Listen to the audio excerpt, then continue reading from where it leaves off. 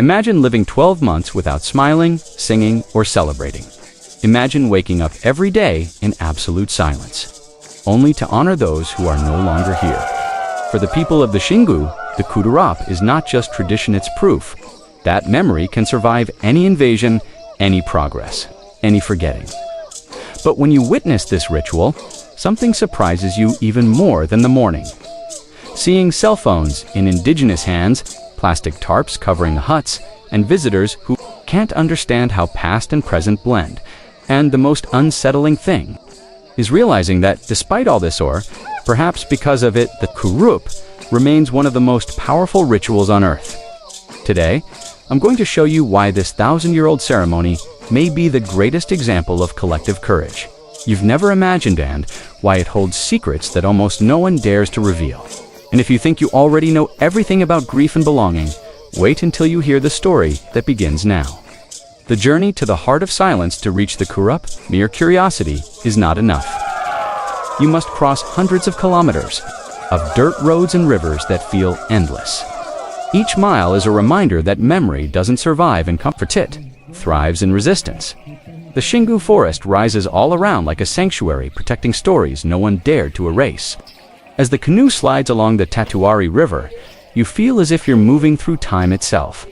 Each bend in the water holds secrets that can't fit on any page.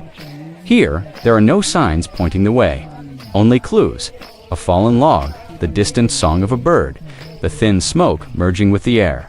Everything seems to whisper that you're about to witness something that will change the way you see Mourning.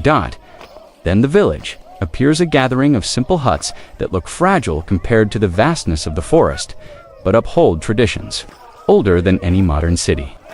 All around, children run barefoot, women carry baskets, and men sharpen machetes for preparations that begin before dawn. But why would people dedicate an entire year to a ritual of absolute silence? What could be so important that a whole community stops everything for those who have left? The year life stands still. When someone dies, time in the village stretches. For 12 months, there is no singing, no dancing. The music that once filled the air goes quiet. It's as if the village itself breathes slowly, holding every memory inside the silence. The body paint that used to color their skin fades away. The vibrant colors give way to neutral tones, almost erased. Everything withdraws, as if the world itself is suspended by an invisible thread of respect and longing. The elders say this silence is an absent seat's presence, the presence of the spirit who has left, moving through every hut, every thought. Some believe it watches, waiting for the moment it can be remembered with dignity and courage. In this year of mourning, each dawn is a repetition. The same mist rising from the river, the same quiet work, the same absence of celebration. But it's also a time of inner preparation, as if pain needs space to mature before it can be released. In our modern world, do we still know what it means to devote time to grief? Or have we traded the courage to remember for the rush to forget? The rebirth emerging from grief. When silence completes its 12-month cycle, something begins to change. The village slowly awakens, like someone rising from a dream too long. This is when the Kuarup preparations become visible and unavoidable. Men go into the forest to cut down wooden trunks. Each trunk becomes the symbolic body of the one who left, decorated with paint, necklaces, and feathers that recreate their presence. Women gather cassava and fish that will be roasted throughout the night. Children who spent the year watching in silence now carry firewood and help grind roots. For them, it's the first time they participate. It's also their first understanding that death is not the end, but simply another path. In the middle of this collective rebirth, signs of the modern world emerge. Cell phones capturing every detail, colorful tarps over the huts, visitors with large cameras and curious eyes. To outsiders, it may look like a contradiction.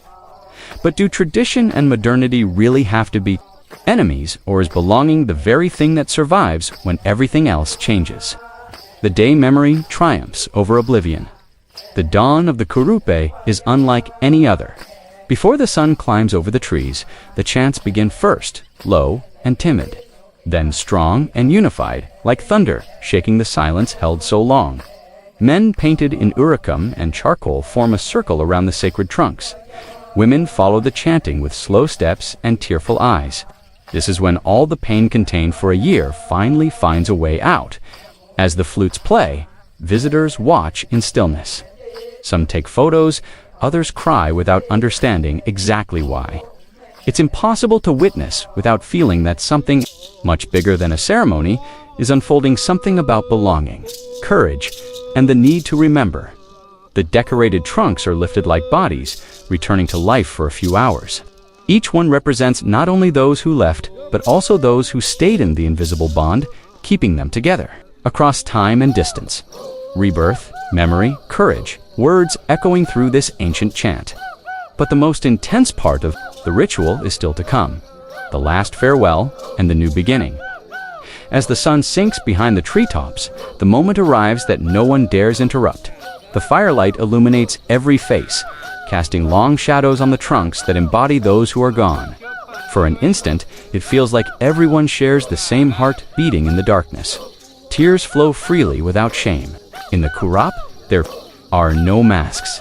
The old and young cry together, embracing the certainty that longing is the price of belonging.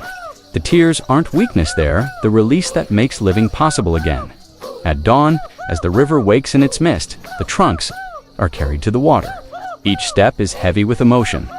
When they are finally let go, grief drifts away with the current, as if nature itself accepts what humans can no longer hold alone. The river carries away these symbolic bodies, but leaves something invisible behind, the courage to move on. It's then the village allows itself to sing again, to celebrate, to live, different, marked, but still alive. If you could create a ritual to turn your pain into strength, what would it be? Because in the end, that is what the Kuarup teaches. No modernity can bury memory. If there is courage to remember, the Kuarup is not just an ancient ceremony. It's proof that tradition and modernity can walk side by side without losing what matters most. While the world accelerates, while everything becomes disposable, there is still a place where people stop to feel, to remember, to transform silence into courage. Maybe that's why, even surrounded by cell phones and cameras, the Kuarup remains intact where it counts, in the living memory of who we are. If this story moved you, share this video with someone who needs to rediscover the importance of honoring memory.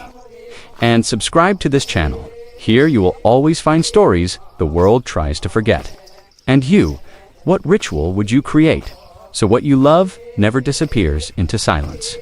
In the next episode, we'll uncover another ancestral secret, a ritual that few have dared to witness and that may reveal more about us than we're ready to admit.